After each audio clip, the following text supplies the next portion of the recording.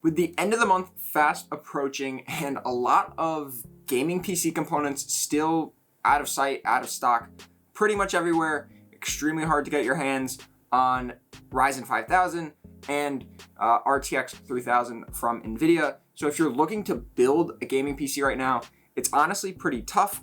I mean, you can find plenty of used components, you can find plenty of Intel as well. So depending on what build you're looking for, you might be able to find those components. But in today's video, I wanted to look at some of the best options on the market for gaming PCs, pre-built gaming PCs under $1,000. And this price point allows a lot of potential PC gamers to finally switch over to PC. I mean, when you're spending around $500 to $600 on one of the newer consoles, and those are extremely hard to get as well. So if you were to buy one secondhand, it might cost you the same price as one of these pre-built PCs. And you can do, of course, a whole host of other tasks and things on your PC that you just can't do on a console. So let's jump into the list that I have and show you guys some of the best options for pre-built gaming PCs coming up in February 2021. So let's get started with one of the tried and true pre-built gaming PCs that I always come back to, and that is the NZXT Starter PC series, and focusing on the $899 Starter PC Plus. So if we were gonna go for the Starter Pro, it would bring us over the $1,000 budget to $1,100. So we're sticking with the Plus at $900. And of course, this thing looks fantastic in the H510 case from NZXT. And as you can see at 1080p, you're expecting really, really good FPS and a lot of the top titles. And all of those FPS are at pretty much ultra settings in these games. So you're expecting really, really good numbers from this PC at $900. And if we scroll down, we can take a look at some of the specs. So the Plus comes with an i5-9400F, so 6 cores, 6 threads, and no video out from the CPU itself. We also get a 1660 Super, 16 gigs of 2666 megahertz memory, so not the highest speed memory, but still 16 gigs, which is good. And we'll get a 512 gigabyte Intel 660p M.2, so not the fastest M.2, but still an M.2, and plenty of storage for some games. If you wanted to down the line add a terabyte HDD in there to increase your game library size, you can always do that. We also get a deep cooler, 500 watt power supply, a B365 motherboard. So if you ever did want to upgrade to a higher end CPU from 9th generation, you're not going to be able to overclock or anything like that on this board, but you still do have some options to upgrade, whether it's to an i7 or an i9. There are options down the line. And you get Windows 10 Home and a 2-year warranty on all parts and labor. So, I mean, this is always the PC that I come back to when looking at pre-builts, because for the price and for the components that you're getting, it's honestly a really good deal at $900.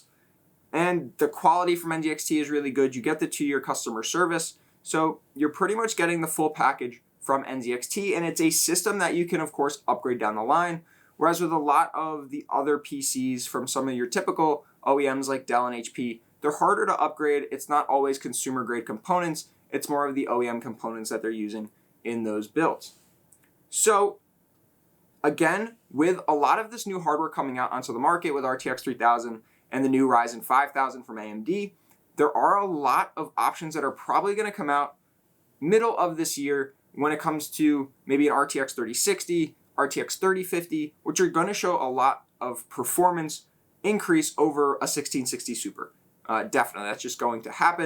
And then we can also get Ryzen 5 5600s in some of these PCs. So just to give you guys a sense of what you could be looking at down the line.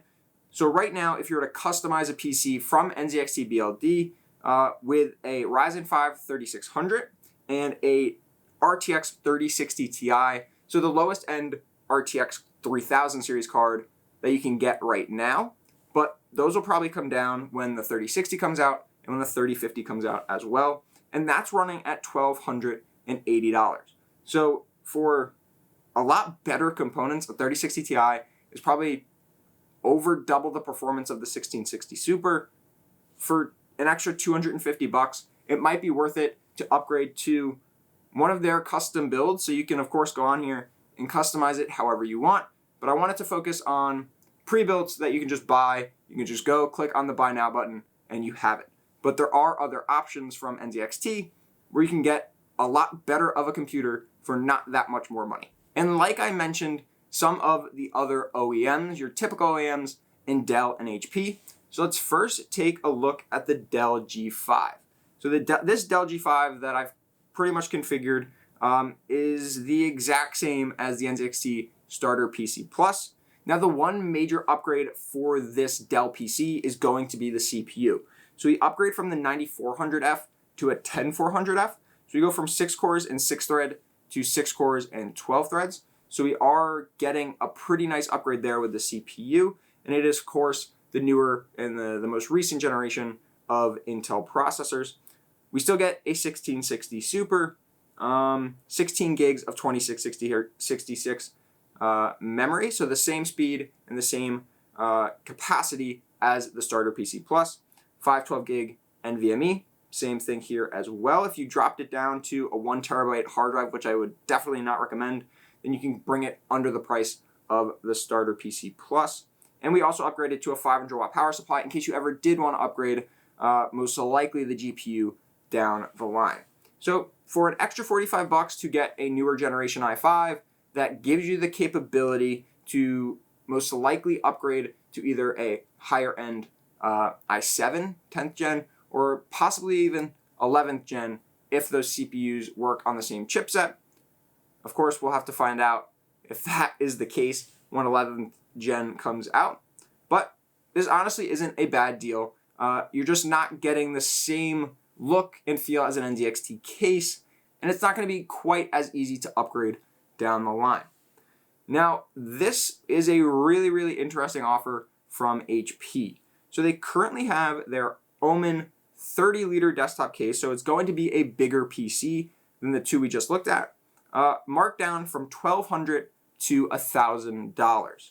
So this is right on that border, but we're getting an RX 5700 XT, which is a huge upgrade over the 1660 Super. You're getting similar to 2060 Super level performance at a very similar price.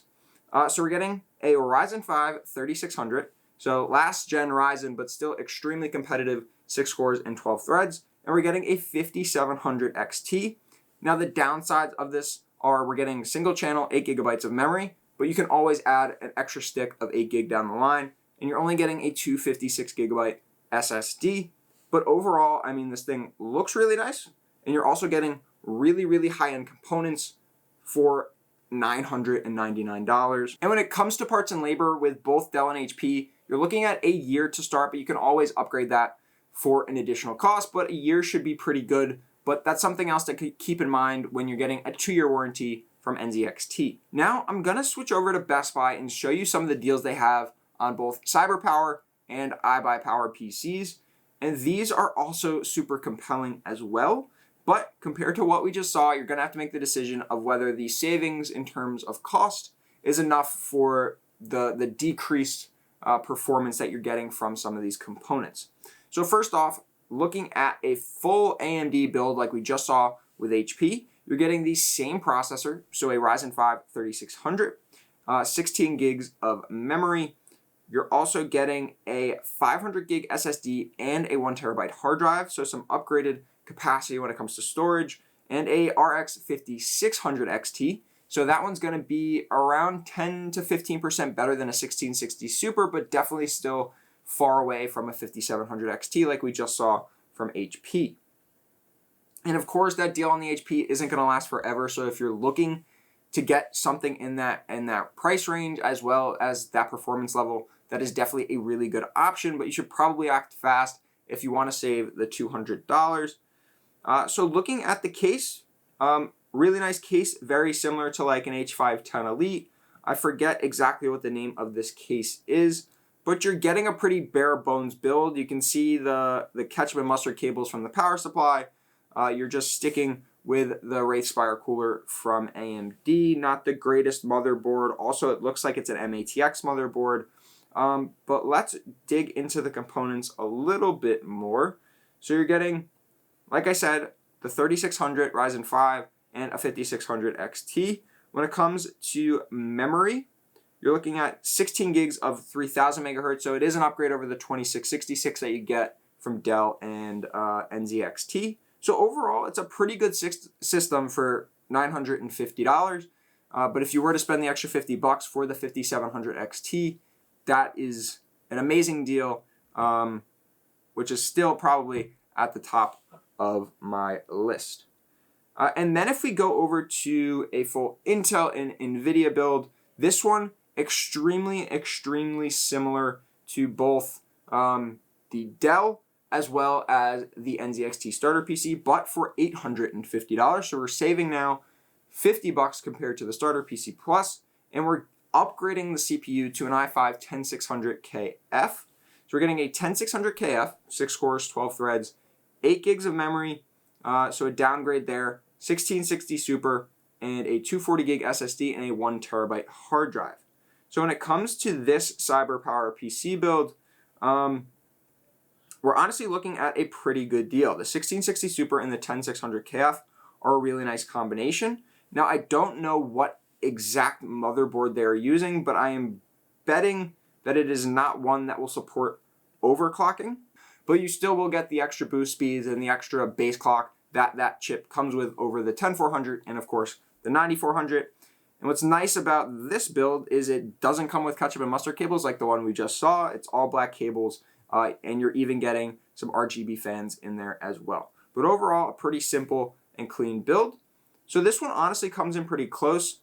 However, when it comes to CyberPower PC quality, the warranty, I would still lean more for one of the OEMs like Dell or HP or NZXT compared to CyberPower. But if you're simply going based on specs, this is a really good option. So overall, both of the CyberPower PCs are pretty good deals. For $950 and $850, you're getting really good components, very comparable to the other manufacturers. And there's plenty of other pre-builts out there in the market for under $1,000.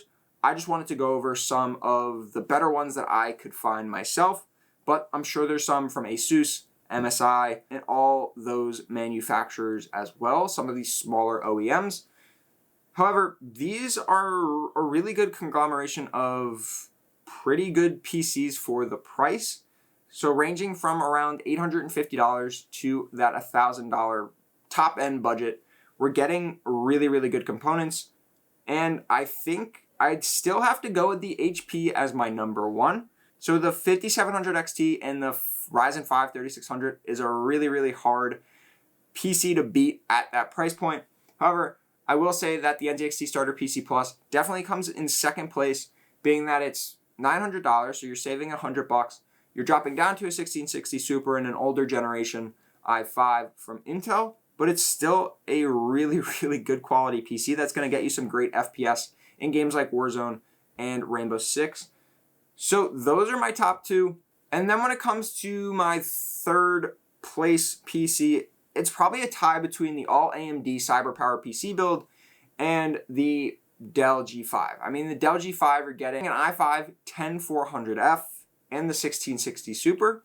So really good quality components there. Whereas with the all AMD CyberPower PC build, you're getting a Ryzen 5 3600. So pretty similar when it comes to the CPU, but I'd give the edge to the 3600. And you're also getting a 5600 XT, which I'd give the edge to that graphics card over the 1660 Super. And they're pretty much the exact same price, $950 versus $945.